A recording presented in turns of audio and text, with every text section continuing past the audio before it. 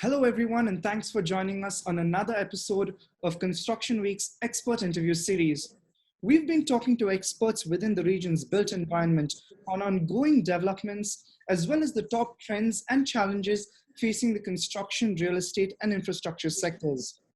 Joining us today is Ali Sajwani, the General Manager Operations at DAMAC Properties, who will be sharing his insights on the challenges faced in 2020, the need to leverage digital technologies, and DAMAC's revenues and delivery.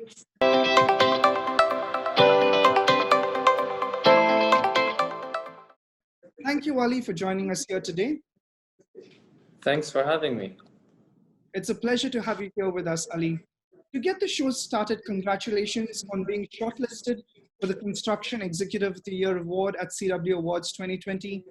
And speaking of 2020, what a roller coaster of a year this has been for everyone. Ali, what was 2020 like for you as the General Manager Operations at DAMAC?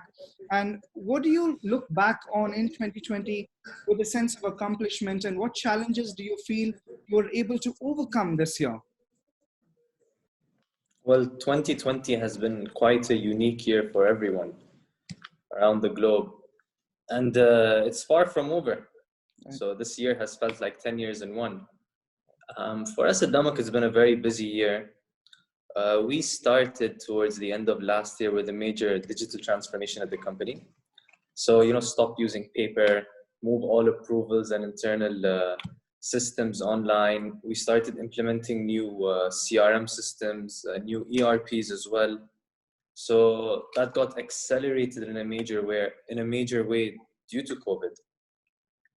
We launched the application for all of our customers, which was scheduled to launch next year. But again, because of COVID, it got fast-tracked. So our customers don't have to visit us anymore for any transfer of property, payments of service charges, installments, booking a conference room in the building they live in, or booking a tennis court at DAMAC Hills. They can do it all through the application now. We've had a very positive response from the customers. We've only launched the application around a month ago. We already have almost 10,000 downloads. So it's been quite positive. But like I said, I think the year is still far from over, and struggles will persist into at least the first half of 2021. That sounds like quite the journey, Ali. DAMAC has pivoted towards digital transformation, like you've said, and is planning future initiatives to leverage digital technologies in an industry that has lacked in terms of tech adoption for quite a while. Could you share a few more examples on how DAMAC has led the charge in digital transformation and how it plans to raise industry standards in this regard? So PropTech is one of the most, if I would say, underinvested forms of technology, where FinTech has been growing in such a large way. PropTech has sort of lagged behind. We see a lot of changes coming into the market. There's a startup that started at the beginning of this year called Urban, which is trying to transform the entire process of renting an apartment and finding an apartment online. And I think it's great to see these sorts of initiatives coming out of the region, out of Dubai in particular. At DAMAC, what we've tried to do, since travel was restricted and people couldn't fly for such a long time, we focused heavily on digital meetings. So we had our digital marketing and global hotspots, which have been good markets for us. And then we held webinars and conferences for these customers. And we saw very good conversions coming out of that as well. Now what we're focusing on is sort of creating a VR experience for our customers. So if someone's sitting in Timbuktu but wants to see what the view is out of his balcony, or what the spaces are like in the apartment, we can send him a file and he can take a look at all of that. I think there's a lot more to be done when it comes to PropTech, but I think it's starting to gain some pace right now. Right. Ali, moving to the tougher questions, DAMAC recently revealed its revenues for the first 9 months of 2020, with total revenue up 32% year on year at 3.7 billion dirhams and book sales at 1.6 billion dirhams, but still reporting a net loss of 931 million dirhams. Could you run us through these numbers and how 2020 was for DAMAC? Sure. The property market is quite cyclical globally. It's no secret that Dubai has been going through a downtrend. The market has been slow the past few years. The reason for the increase in loss in 2020 is, first of all, COVID. As you know, it's caused an issue for all businesses, not just us.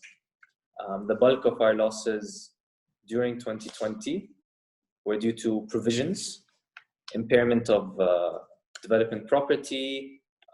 We see increased defaults coming due to the global pandemic. So again, we took provisions on our receivables. Having said that, our receivables are very strong. We saw a reduction in receivables in the months of February and March. Post that, we've been doing better numbers than we were in January. We have much more deliveries coming on board, and as more and more deliveries happen, your receivables go down as more and more people have to pay to take possession of their homes. We do not think 2020 is going to improve. We think this pandemic is here to stay for a little while longer.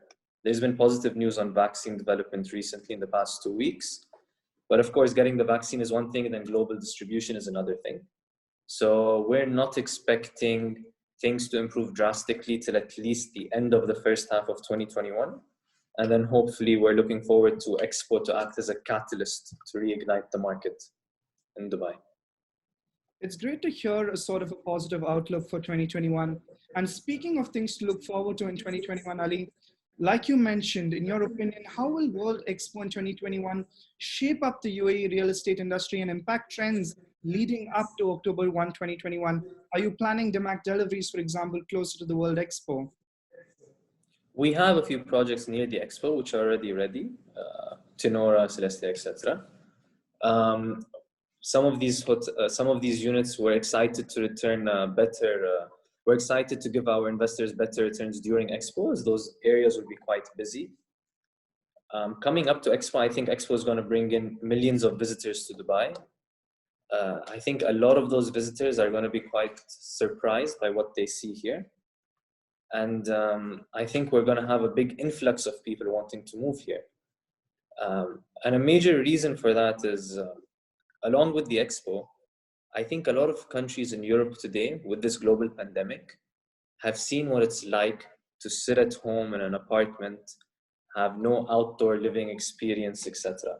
So we've seen a big spike in purchases coming from countries like France, Hungary, and some other European countries, where people there are now saying, you know what, this can happen again. And if it does happen again, we'd like to be in a city who controlled who controlled COVID very well, where we can buy a house at the same price or less than it would cost us to have a one-bedroom apartment in some of these major European cities, in a very tax-friendly city, where their children can go out and play even if they have a global pandemic and they're not refined to a tiny apartment. So I think it will be quite a positive event for Dubai.